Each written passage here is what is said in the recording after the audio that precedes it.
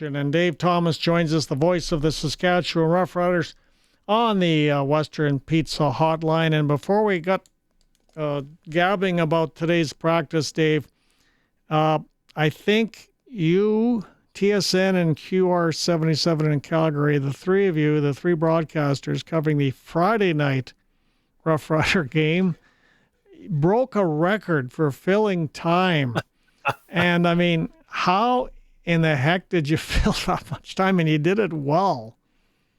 You know what? It's a credit to the entire Rider Broadcast Network team. We all just dialed up our contacts, and if you had a story and were on the concourse level, odds were you were coming to the SportsCage Lounge to tell us live. Oh my goodness! I mean, you'll never have to do that again. I mean, the CFL is already talking about different measures they're going to take, so something that situation wouldn't occur for as long in the future. But so. All I know is you've already passed the test. You'll never, I promise you'll never have to fill that much time ever again. And I will add this, people pointing fingers of blame here and there about the smoke issues and what happened in front of it. I don't think there's anybody to blame. I think it was a bizarre circumstance where wind was supposed to be coming in and didn't. And there were so many things going on all at the same time, and it ended up being basically a learning experience for everybody involved, don't you think? Well, what's the old joke? You don't like the weather in Saskatchewan, wait 5 minutes. Well, we can say we waited over 3.5 hours and it didn't happen. But you're right. The blame game is futile. Could things have been done better? Absolutely. And that's what hindsight allows you to do. This is going to make it better moving forward. And, some of those protocols are going to be better communication, like actually telling everyone, here is where the smoke and air quality index is at. And here's what we're seeing. And here's what the wind speed is. So it all comes down to better communication. At the end of it all, never is a long time, so I hope we never have to do anything like that again. But like I say, it is the reality in 2025, and we'll just do the best with the cards we're dealt with. And that's exactly what you did. I'm going to throw to you, so to speak, now, Dave, and you were at practice today, and you can tell us who you talked to. Well, I don't know if you had your windows open or not, and maybe, just maybe, you went ahead and caught that huge exhale at about 10:45 this morning. That was when Rider Nation learned that the 3 of the 5 members of the secondary that didn't practice yesterday were back on the field today. And Tavon Campbell was there, fully participating. Marcus Sales there, fully participating. Roland Milligan Jr. Yes, it's a broken record, but they're fully participating. So great news for the Riders secondary, because it did look a little bit scary with the 3 of them watching practice on day number 1. Offensively, I think the big change was that Daniel Johnson took some limited reps, so he's going to be a little bit of a question mark and a wait and see. But the other thing is Tommy Neild is starting to come in. I thought he had a pretty solid camp up in Saskatoon. And again, he was signed to be a guy that could plug into this offense, knowing what it was all about. And of course, with his side speed and athleticism, seemed like a perfect fit. But of course, he got nicked up at the end of training camp and really haven't seen a lot of them, but he was out taking first-team reps today, which was good. But we'll start with Coach Mason. Again, Coach was asked about the injuries and some of the things they're facing, and the one that I purposefully haven't talked about was the one that everybody kind of seemed to jump on the bandwagon of at the end of the preseason, that Mario Alford was going to be on his way out. Well, Mario Alford has just provided the second best starting field position out of any team in the Canadian Football League to the Saskatchewan Roughriders thus far this season. But there is some concern going forward as he was nicked up in the loss to Calgary. That was one of many topics that we chatted with head coach Corey Mace about. Well, Coach, Mario Alford went down during the game on Saturday against Calgary. Hasn't been out this week. Can you update us on his status at all? Yeah, he went and got some final imaging yesterday, so we're just waiting on the results. It's probably going to be tough for him to go this week. So, we got Dre's been waiting in the Wims. An opportunity for him to show who he is. What does it mean not to potentially have Mario Alford at your disposal? Yeah, I mean, that's Super Mario, man. That's a tough one to lose. Certainly, He's been playing out of his mind, I thought, to this point in the season. That sucks, but ultimately it sucks for him. But in saying the same thing, we all have confidence in Dre to be able to go out there and execute and make plays, and he showed to be really dangerous in the preseason. So, now he's got guys in front of him blocking for him who've been doing it, for the full season, and we'll just see what that looks like. Now, you did mention Dre McCray. Was it an easy decision to give Dre an opportunity? Yeah, I think so, man. I think he proved enough throughout the preseason training camp. I know he's excited, and guys are going to be excited to block for him as well. And, Mario's been nothing but, an extra coach for him as well. So just the family environment, man. He's the next one to go and put his best foot forward. What did you notice about Dre in camp that gives you confidence in him? Yeah, just fearless. You got to be. I don't understand it. One, I obviously was never fast enough to do such a thing, but you got a bunch of guys screaming down there trying to take your head off, and sometimes we ask you to run in the teeth of it. So you got to have a little bit of a screw loose, which I think Dre does, and he did just that. He hits the holes fast. It's a lot of space for him, compared to the U.S. game. So yeah, man, we'll see how it goes. I guess the other thing we're seeing is that Samuel Emilus is a full participant in all the drills. However, he hasn't been working with the first team offense. Can you update us on his status a bit? Yeah, no. Depends on what we're doing. He's just gaining confidence back in that. But he's very close. So, I'll end up making that decision after tomorrow's practice. But wouldn't be shocked if he's out there this week. But also, if it needs another one, then we'll be smart with it. But it's definitely where it needs to be. So that was head coach Corey Mace kind of giving us an update on where the roster is at and what it's looking like for Saturday in BC against the Lions. Now, hold that thought for a second, though, on Samuel Emilus. We'll return to that in just a moment, because it seems like week after week after week, he's close, but he just hasn't gotten into the lineup. We'll speak to Samuel Emilus in just a second, but first, let's talk about Dre McCray.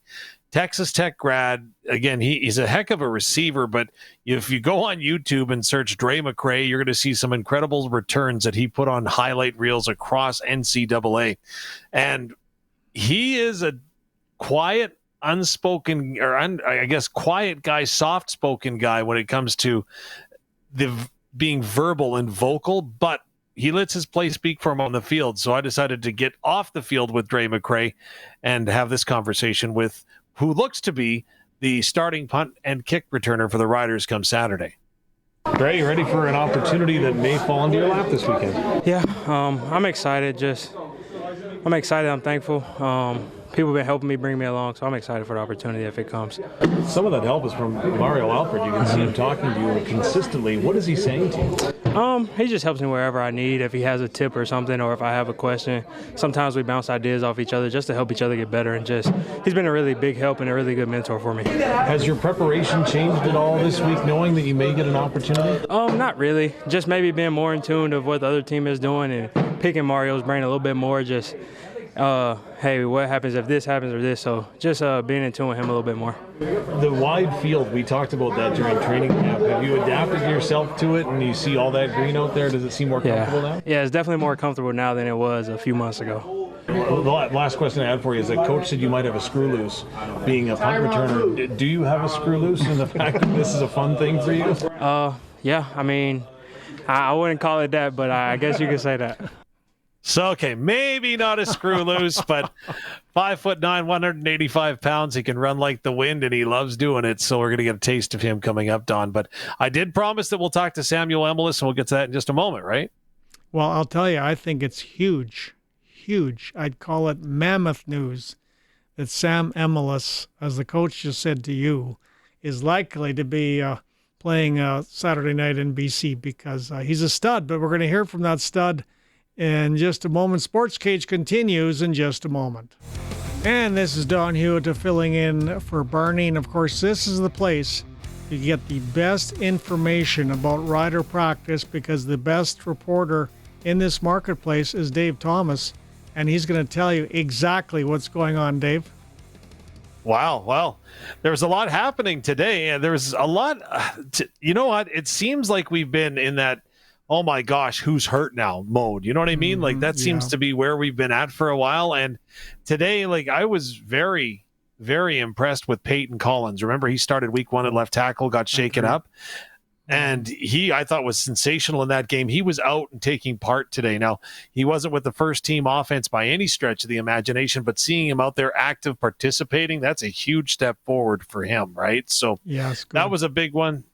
Samuel Emlis is the other one, right? And the fact that we've been waiting and waiting patiently. And I think that, I don't know that anyone downplayed the injury, but really I think it just lingered longer than anyone ever would have thought. Who would guess that we would ever be at this point in the season, and one of the catchphrases is waiting for things that linger, right? So the win last week and the smoke, and now Samuel Emlis' injury. So he's been back. He wasn't participating with the first team offense today, which is interesting, but he was running around, was running routes, taking part in individual drills, doing everything that you would think he would do, except take first team offensive reps. So I talked to Samuel when he came off the field and had a conversation about where he's at.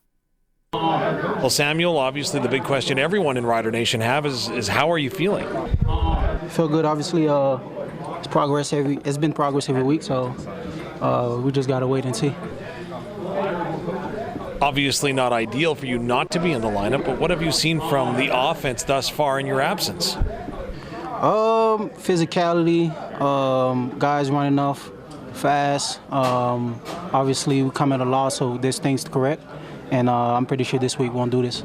It's been remarkable that seemingly every receiver has an opportunity to step up week after week after week. And I guess maybe seeing that, does that mean that you don't have to rush back with the other guys that are stepping up? Yeah, I mean, when we got guys like Dante Myers, Keyshawn Johnson, Joe stepping up, big, almost 200 yards, it's easy to make sure I'm back 100%, So, but like I always said, we have a strong group. And everybody can make plays, and we're showing this right now. Again, it's very clear to see your competitive fire and your competitive nature. Has frustration set in at all that you haven't been able to get back into the lineup? A little bit, I could say that, but also it's about being smart. Like I said earlier, it's a long season, and you want to make sure you're available for your teammate for the long run. Regardless whether you're in or out of the lineup, how big is this week's game in terms of a bounce back and the overall West Division picture? Yeah, I mean, it's a big game. We beat them 3 weeks ago, so obviously it's a big game for them, especially at home, and they're rolling right now. They have a good momentum with 2 aways win in a row, so we just got to be ready and face them. Dave, Samuel Emlis. Go ahead. No, I was just going to say that, definite maybe then when it comes to Samuel Emlis and his participation this week, but it's trending in the right direction. Let's hope so. Such a fabulous football player. Now, in the last couple of weeks, the last question I'll ask you, Dave, the Riders have only been able to address 3 defensive tackles. Prior to that, they were rotating 4. I really felt, the game against Calgary that, it's such a fast game and so powerful nowadays that 3 rotating defensive tackles is tough. Now, what's the word on Caleb Sanders? He's been the missing ingredient. They were, dressing for when he was healthy. What's the story? Is there any timeline for Caleb coming back? He can go. He's fully participating in practice right now. He's looked really, really good this week.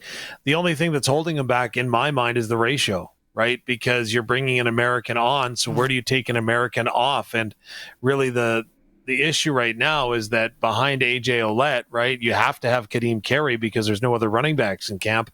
And Thomas Bertrand-Houdon is on the 6-game injured list. So that's where I would suggest that's at. But again, you heard Samuel Emlis talk about the importance of this game. I don't think anybody is going to be holding anything back. And what I found interesting last week, Don, and I'm sorry to kind of jump in here, but last week at SportsCage.com, 61% of voters picked the Riders to absolutely hand it to the Calgary Stampeders. So I'm very curious where Rider Nation is at after dropping that one to Calgary, and maybe that's where SaskTel's Pick the Score can come in, because you can light it up on the text line at 306-936-6262. Give us a score. Riders, Stamps, who's going to win, because I'd be very, very curious. And of course, when it comes to SaskTel, the score, who did I say? The Stamps? I meant BC.